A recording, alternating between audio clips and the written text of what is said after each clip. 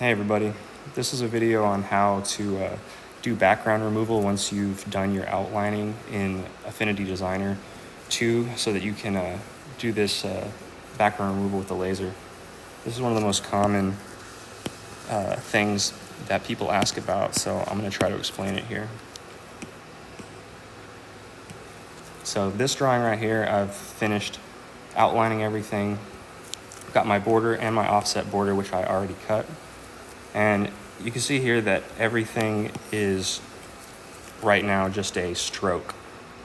If I sent this to the laser, all that would get sent is that blue line, not the entire black one, because a stroke is basically imaginary in the graphics software, so you have to expand it before it'll actually show what you drew. So here's the steps. You're going to grab everything. Oh, and actually I'm going to do this in 2 steps. So here's this artboard. This is the one I'm about to work on. You can see here I got my border, my scroll outline, and then I did my shading in a different layer as well. So this file you could actually do, you could cut in layers. You could do your background removal at a certain depth, so many passes, and then come back with the shading and do that a little shallower so you get a kind of more realistic look. So I'm going to show you how to do that. So the first thing to do is to go to your shading and go and hit the 3 dots and go to lock so that we're not messing with it while we're getting this other part ready to go. So I'm going to grab everything, go up here and go to expand stroke. All right, you can see how that went to the outsides of the line. And so now this would get sent to the laser. Sometimes you have to do this multiple times, so I'm going to grab everything again and hit expand. So when nothing is selected after you hit expand, you know you've gotten everything. Then I'm going to go up here to these tools and go add. This basically welds all those parts that are layered over each other together.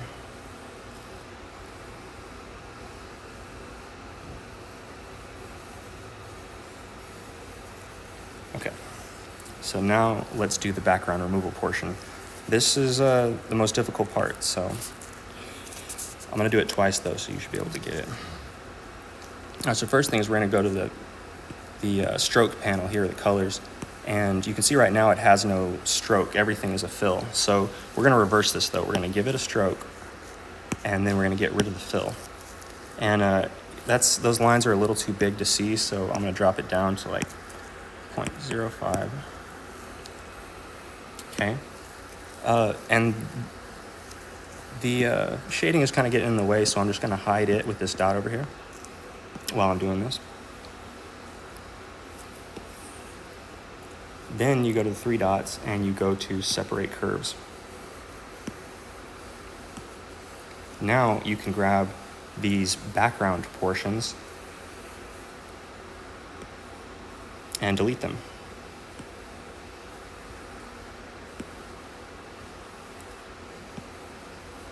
That's why it's important when you draw that when you outline your scroll that you don't use too thick of a stroke, because your scrolls are going to get a lot smaller once you delete the background portion. So just keep that in mind while you're drawing.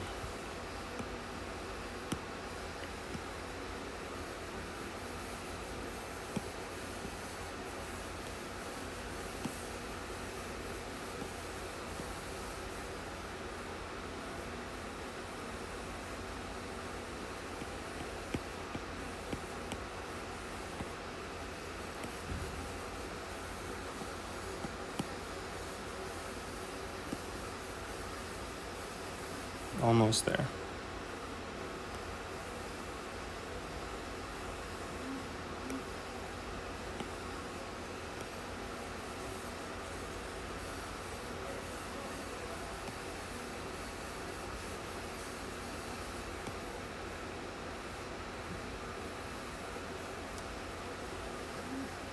Okay, that looks good.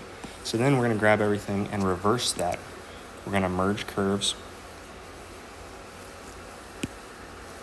then give it a fill and get rid of the stroke. And now you can see that the background actually is black, so the laser would be doing background removal.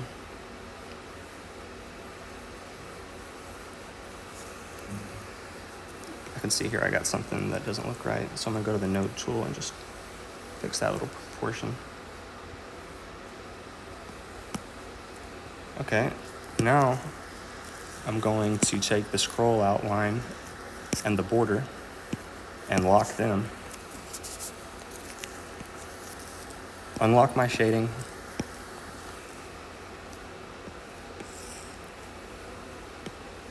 Grab everything, and here is that whole process again, in case you didn't catch it the first time. So first thing, expand stroke, and add.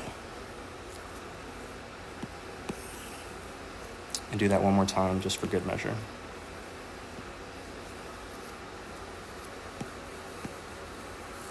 Okay. And in this case, we don't actually have to do the final process of removing those background pieces, because of course this is just shading. So let me change the color here real quick.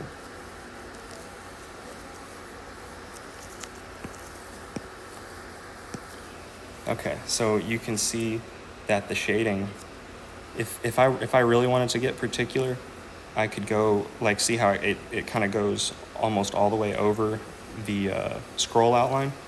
I could go here to this knife tool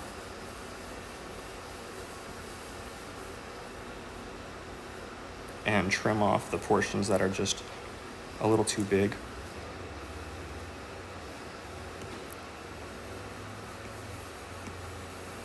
And you can see that would probably take a little while.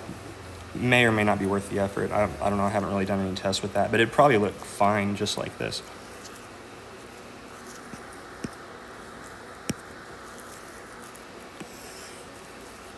You turn that back to black. And then unlock your other layers.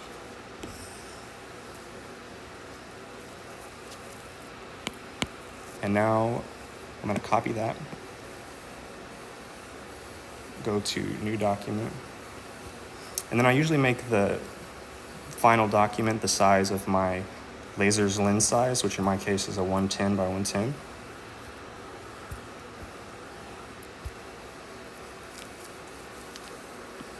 Hit paste.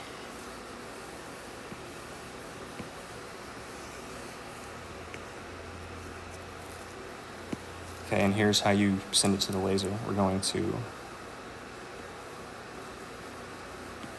go here, go to export.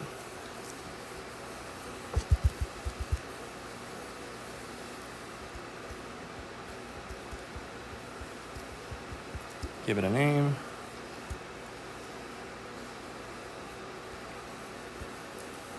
And hit OK. I'll have it ready for EasyCAD file.